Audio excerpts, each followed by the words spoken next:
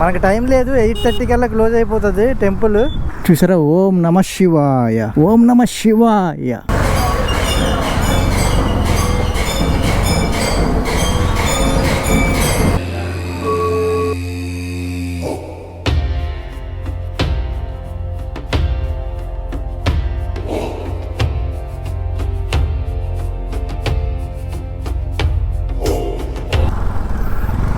Wow, చూసారా చేపల చెరువు ఎలా ఉందో.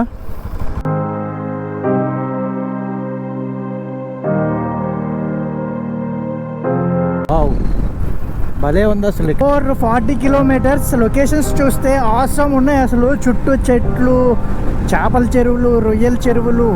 What a greenery man. Body అంతా డిహైడ్రేట్ అయిపోతూనే ఉంది. వాటర్ తాగుతూనే ఉన్నాను, సాల్ట్ సోడాలు తాగుతున్నాను.